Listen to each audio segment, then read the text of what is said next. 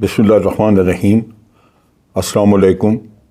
آپ دیکھ رہے ہیں DDP انالیٹیکا۔ بالآخر 30 گھنٹے کی مسافت کے بعد عمران خان ڈی چوک پہ پہنچے اسلام آباد۔ یہ فاصلہ جو عموماً ہم 1.5 سے 2 گھنٹے میں کور کرتے ہیں، وہ پولیس کی رکاوٹیں اور عوام کے رش کی وجہ سے یہ تقریباً 30 گھنٹے میں طے ہوا۔ اس سے پہلے راولپنڈی اور اسلام آباد کے نوجوان، بچے بچیاں اپنی فیملیز وغیرہ کے ساتھ ڈی چوک پہلے ہی پہنچ چکے تھے۔ وہاں پہ کافی جوش و خروش تھا، اور پولیس نے جو وہاں پہ رکاوٹیں کیں اور ان عوام کو وہاں سے منتشر کرنے کی کوشش کی، تو اس سے وہاں پہ کافی سارا ماحول خراب ہوا، جس سے کہ آپ کہہ لیجئے کہ ایک طرح کا میدان جنگ کا سما تھا۔ میرے لیے سب سے حیرانی کی بات یہ تھی کہ ہم نے 2014 میں عمران خان کا دھرنا دیکھا تھا۔ اس کا ماحول بالکل مختلف تھا۔ اس زمانے میں جو لوگوں نے دیکھا، انہوں نے یہی سمجھا کہ یہ پڑھے لکھے لڑکے لڑکیاں یہ ٹویٹر پہ تو کام کر سکتے ہیں، واٹس ایپ اور فیس بک پہ تو جا سکتے ہیں، لیکن یہ سیاسی جنگ نہیں لڑ سکتے۔ لیکن آج ہم نے دیکھا کہ آج ماحول بالکل مختلف تھا۔ جو اسٹریٹ پاور جس کی ڈیمانسٹریشن عموماً جماعت اسلامی یا اور جماعتیں دکھایا کرتی تھیں، وہ آج یہاں دیکھنے کو ہمیں ملی۔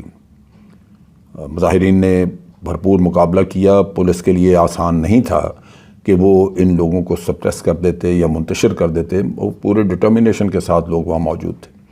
اور اس کے علاوہ پھر جب KPK سے اور لاہور سرگودا وغیرہ سے قافلے پہنچنے شروع ہوئے، تو پھر تو پولیس وہاں پہ نظر آنی بند ہو گئی، کیونکہ میں سمجھتا ہوں مظاہرین جو ہیں وہ پوری طرح ماحول پہ چھائے ہوئے تھے۔ یہ وہ طاقت کا بھرپور مظاہرہ تھا، باوجود اس کے کہ رستے بند کیے گئے، رکاوٹیں کھڑی کی گئیں، لوگوں کے گھروں پہ چھاپے مارے گئے۔ جو کچھ بھی میں سمجھتا ہوں اس معاملے میں غلط کیا جا سکتا تھا، حکومت نے سب کچھ کیا، لیکن اس کے باوجود بہت بڑی تعداد یہاں پہ پہنچی۔ اور اگر رکاوٹیں نہ ہوتیں، پرامن رستے ہوتے، تو آپ دیکھتے کہ یہاں پہ لوگوں کی تعداد بہت زیادہ ہوتی۔ اب ان حالات میں ایک طاقت کا بھرپور مظاہرہ تو ہو گیا۔ پھر آپ دیکھتے ہیں کہ یہ عدالت میں کیس تھا، سپریم کورٹ نے اس میں فیصلہ دیا۔ تو ایک طرف تو یہ فیصلہ سپریم کورٹ نے دیا کہ مظاہرے کی جگہ کوئی اور رکھی جائے، سو وہ کوئی طے کرنی تھی، لیکن ڈی چوک مظاہرے کی جگہ نہیں تھی۔ اس لحاظ سے PMLN کی گورنمنٹ نے شور مچا دیا کہ یہ توہین عدالت ہو گئی، وہ عدالت میں بھی چلے گئے۔ سو یہ ایک مسئلہ تھا کہ PTI ایک ایسی جگہ پہ آ کے اپنا مظاہرہ کر رہی ہے جہاں سپریم کورٹ نے اجازت نہیں دی۔ سو یہ بھی ضروری تھا کہ آپ اس جگہ کو خالی کریں۔ دوسری طرف سپریم کورٹ نے یہ بھی فیصلہ دیا کہ آپ طاقت کا بیجا استعمال نہیں کر سکتے مظاہرین کے خلاف، یعنی دوسرے لفظوں میں اگر مظاہرین پرامن ہیں تو آپ ان کے خلاف طاقت کا استعمال نہیں کر سکتے۔ لیکن ہم نے دیکھا کہ یہ گورنمنٹ جو کہ ہمیشہ جھوٹ کا سہارا لیتی ہے، ان کے لیڈرز میں یہ بہت بڑی پرابلم ہے کہ سچ ان کی گھٹی میں نہیں، اور ہمیشہ جھوٹ بولتے ہیں۔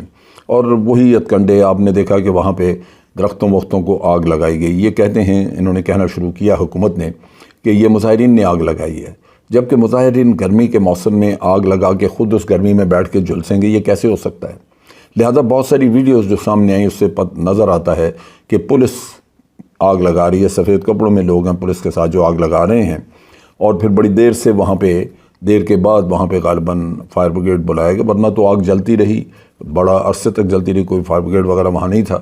اسلام آباد میں فائر بریگیڈ کی کوئی قلت تو نہیں ہے، اگر گورنمنٹ منگوانا چاہتی منگوا کے فوراً پہنچا دی، لیکن گورنمنٹ کا مقصد یہی تھا کہ یہ آگ جلتی رہے، گرمی ہوگی، مظاہرین تنگ ہوں گے، اور اس کے ساتھ ساتھ یہ بھی کہ ان کو پروپیگنڈا کے لیے ایک چیز مل جائے گی کہ دیکھیں جناب، ایک طرف تو کہتے ہیں کہ ہم درخت لگائیں گے، درختوں کا سونامی، اور دوسری طرف آپ دیکھ لیجیے کہ یہ گرین بیلٹ میں آ کے درخت چلا رہے ہیں۔ سو یہ پروپیگنڈا ہم سمجھتے ہیں یہ بالکل اسی طرح ہے جس طرح کہ انہوں نے ہتھیار برآمد کیے، یعنی اس طرح کے وہ پولیس کے پرانے ہتھکنڈے، کسی کے گھر سے شراب برآمد کروا دی، کسی کے گھر سے کوئی 2 پڑیا چرس کی برآمد کروا دی۔ یہ وہ گھٹیا ہتھکنڈے تھے جو پرانے وقتوں میں استعمال ہوتے تھے، اور آج بھی یہ اسی کے ساتھ چپکے ہوئے ہیں۔ بہرحال یہ سارا تماشا جو تھا وہ میں سمجھتا ہوں بڑی سوجھ بوجھ سے ختم کیا گیا۔ سننے میں یہ آتا ہے کہ بیک چینل پہ کچھ مذاکرات وغیرہ تھے، کیونکہ یہ دھرنا ایک ڈٹرمن قسم کا دھرنا تھا یا مظاہرہ تھا، جہاں عمران خان نے بڑا واضح کہا ہوا تھا کہ وہ اس وقت تک یہاں سے نہیں جائیں گے جب تک کہ حکومت اسمبلیوں کو ڈیزالو کرنے کی ڈیٹ نہیں دیتی اور الیکشن کروانے کی ڈیٹ نہیں دیتی۔ لیکن کہا یہ گیا کہ حکومت نے چونکہ آرمی بلا لی ہے، پولیس موجود ہے، اور ہم نہیں چاہتے کہ ان کے ساتھ کنفرنٹیشن ہو، اور یہ بات ہے بھی درست۔ افواج پاکستان کے ساتھ کنفرنٹیشن جو ہے وہ بڑی، میں سمجھتا ہوں اس کا نتیجہ اچھا نہیں ہوگا۔ یہ بھی ہو سکتا ہے کہ افواج پاکستان اپنے لوگوں پہ فائر کرنے سے انکار کر دیں، کیونکہ وہ کوئی بدماش، گنڈے، ڈاکو، چور تو نہیں ہیں۔ اگر وہ لوگ پڑھے لکھے لوگ مظاہرہ کر رہے ہیں تو مظاہرہ ان کا حق ہے، لہٰذا افواج پاکستان اگر یہ کرتی کہ انکار کریں تو وہ بھی ایک پرابلم بنتی کہ آپ کی کمانڈ کمزور ہوتی ہے، اور دوسری طرف یہ کہ اگر کوئی لوگ مارے جاتے تو وہ بھی افواج پاکستان کے لیے کوئی اچھی چیز نہیں تھی۔ اور ہم ہمیشہ، میرا تجربہ یہی کہ ہم ہمیشہ کوشش کرتے ہیں کہ افواج کو فساد سے دور رکھا جائے، خاص طور پہ اپنے ملک میں۔ تو اس لحاظ سے عمران خان نے ایک فیصلہ کیا کہ ہم اس کنفرنٹیشن سے بچنا چاہتے ہیں۔ میرا خیال ہے یہ فیصلہ بہت اچھا تھا، اس وجہ سے بھی کہ جس جگہ وہ بیٹھے ہوئے تھے وہاں توہین عدالت کا قصہ بھی کھڑا ہونا تھا، جو بعد میں ان کے فیصلے کے بعد جب یہ وہاں سے نکلے تو توہین عدالت کی بات ختم ہو گئی، وہ فیصلہ جو ہے وہ امپلیمنٹ ہو گیا، اور جو پٹیشن دی ہوئی تھی، جو اپلیکیشن دی ہوئی تھی پی ایم ایل این کی گورنمنٹ نے عدالت میں، وہ ریجیکٹ ہو گئی۔ اب یہاں پہ ایک چیز جو سمجھنے کی ہے وہ یہ ہے کہ 2014 کے دھرنے میں اگر لوگوں نے اس طرح کا رویہ نہیں دکھایا جو آج دکھایا کہ وہ باقاعدہ مقابلے پہ اترے ہوئے تھے، تو اس کی کیا وجہ تھی؟ میں سمجھتا ہوں کہ ایک وقت تھا کہ پی ٹی آئی میں صرف پی ٹی آئی کے لوگ ہوا کرتے تھے، اور وہ آپ کو پتہ ہے کہ اوریجنل لوگ جو پی ٹی آئی کے تھے وہ عموماً بالعموم وہ پڑھے لکھے لوگ اسی طرح کے تھے جو کہ انٹرنیٹ وغیرہ پہ ہی بات چیت کرتے تھے۔ لیکن اب جب سے یہ پی ٹی آئی کی گورنمنٹ کو نکالا گیا ہے اور عوام کو یہ احساس ہوا ہے کہ عمران خان ایک اپنے ملک کی شخصی آزادی، اپنے ملک کی حقیقی آزادی یا اس کی پالیسی کی آزادی کے لیے جد و جہد کر رہے ہیں اور باہر کی ڈکٹیشن کو ریجیکٹ کر رہے ہیں اور اس کے خلاف یہ اٹھ کھڑے ہوئے ہیں، تو اب آپ دیکھیے کہ تمام پولیٹیکل پارٹی سے ان کو وہ ورکر جو وہاں دوسری پولیٹیکل پارٹی کو اسٹریٹ پاور مہیا کرتے تھے وہ آج اس میں آ گئے ہیں۔ اور آپ کو اس سے ایک ہی مثال میں دوں، اگر کہ اوکاڑا میں جلسہ جب انہوں نے کرنا تھا تو پی ایم ایل این کے وہاں پہ جو لیڈرز ہیں، جو MNAs, MPAs ہیں، انہوں نے لوگوں کو ہاتھ جوڑے کہ جلسے میں جائیں، وہ نہیں گئے۔ اس سے لگتا یہ ہے کہ لوگ ذہنی طور پہ تسلیم کر چکے ہیں کہ اگر ہم نے آئندہ کوئی اپنے ملک کو عزت اور وقار لے کے دینا ہے تو اس کے لیے عمران خان کے ساتھ مل کے جد و جہد کرنی ہوگی۔ اس وجہ سے آپ نے دیکھا کہ لوگ اپنی پرانی پولیٹیکل پارٹیز کے وفاداریوں کو چھوڑ کے ان کے ساتھ آئے، اور اس کا فائدہ پی ٹی آئی کو یہ پہنچا کہ ان کی صفوں میں وہ فائٹرز آ گئے جو کہ ریئل پولیٹیکل ورکر ہوتے ہیں، جو اسٹریٹ فائٹنگ میں یا اسٹریٹ میں جا کے تو اپنی پارٹی کے موقف کو لے کے گھر گھر پہنچتے ہیں۔ سو اس لحاظ سے میں سمجھتا ہوں ایک ان کی پی ٹی آئی کو یہ بہت فائدہ پہنچا۔ دوسری بات یہ ہے کہ عمران خان نے جب یہ کہا کہ وہ 6 دن کے بعد دوبارہ آئیں گے اگر حکومت نے ایک طرح سے ایک الٹیمیٹم دے دیا حکومت کو کہ آپ اسمبلیاں ڈیزالو کریں اور 6 دن کے اندر اندر یہ ساری ڈیٹس دیں الیکشن کرانے کی بھی اور اسمبلیاں ڈیزالو کرنے کی، تو اگر یہ نہیں ہوگا تو 6 دن کے بعد دوبارہ آئیں گے۔ میرا اپنا اندازہ ہے کہ کہیں نہ کہیں کچھ انڈرسٹینڈنگ موجود ہے، کیونکہ بیک چینلز پہ مذاکرات کی کوشش ہوتی رہی۔ آفٹر آل ملک اس بات کا متحمل نہیں ہو سکتا کہ آپ لگاتار یہاں پہ جمود کا شکار رہیں، آپ کے بازار، سڑکیں، دکانیں، کاروبار بند رہے۔ وہ میرا خیال ہے عمران خان کو بھی اس چیز کا احساس ہے، اور حکومت کو اگر احساس نہیں تو ان کو کرنا چاہیے۔ یہ پرابلم اس لیے بھی کہ آپ دیکھتے ہیں کہ آئی ایم ایف کے ساتھ جو مذاکرات ہیں وہ کامیاب نہیں ہو سکے، وہ جمود کا شکار ہے۔ دوسری طرف یہ ہے کہ اکانومی جو ہے وہ انتہائی برے حال میں ہے۔ بجٹ اگر انہوں نے پیش کرنا ہے تو آئی ایم ایف کے ساتھ مذاکرات کے لیے انتہائی ضروری ہے کہ یہ ڈیزل اور پیٹرول کی قیمتیں بڑھائیں۔ یہ وہ سخت فیصلے ہیں۔ اگر سڑکوں پہ عمران خان احتجاج کرتے نظر آئے، پی ٹی آئی احتجاج کرتی نظر آئی، تو پھر یہ قیمتیں بڑھائی نہیں جا سکتی، کیونکہ اس میں فوری طور پہ اس احتجاج کو بہت جلا ملے گی، اس احتجاج میں بہت زور آئے گا، اور نتیجتاً حکومت کے لیے بہت مشکلات ہوں گی۔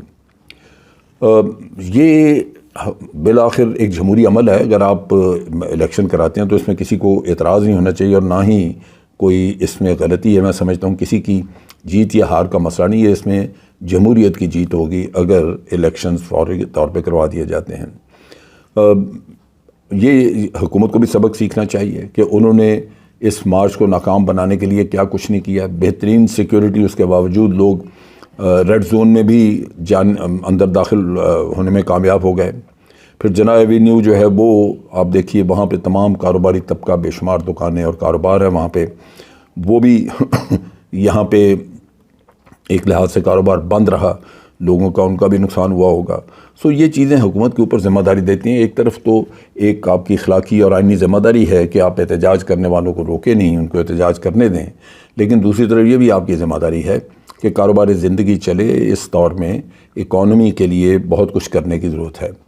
لہٰذا آپ نے دیکھا کہ یہ جو کہا گیا کہ ہم یہاں سے جا رہے ہیں اس وجہ سے کہ کنفرنٹیشن نہ ہو، میرا خیال ہے وہ ایک فیکٹر ہے، لیکن اس کے پیچھے دوسرا فیکٹر یہ ہے، اور جس کی میرا خیال عمران خان کو بھی توقع اور عام آدمی کو بھی توقع رکھنی چاہیے، کہ بالآخر 31 مئی سے پہلے الیکشنز کی تاریخ جو ہے وہ اناؤنس ہو جائے گی۔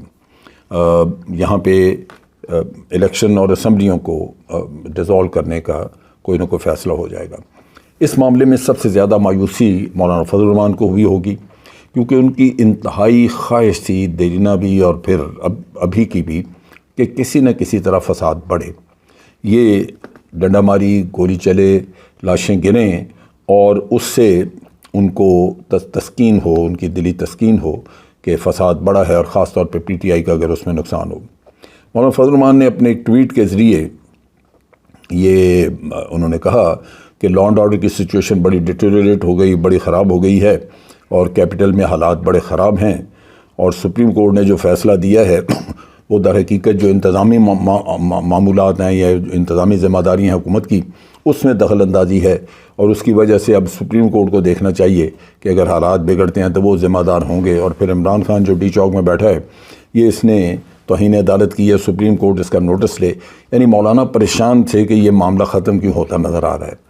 تو وہ میرا خیال ہے ان کی پریشانی وہیں کی وہیں رہی، اس وجہ سے کہ اللہ کی مہربانی سے حالات سدھر گئے، دھرنا وقتی طور پہ دھرنا یا مارچ ختم ہو گئی، اور ایک بہتری کی توقع کرنی چاہیے، خاص طور پہ اس لیے کہ آج جو اکانومی کے حالات ہیں اور جو آگے مشکلات آ رہی ہیں، اس میں پاکستان کا سوچنے کی ضرورت ہے۔ اس میں آپ اپنی پارٹی یا اپنی انڈیویجول مفادات کا نہ سوچیں، اگر وہ سوچیں گے تو پھر اکانومی کے فیصلے آپ نہیں کر سکیں گے۔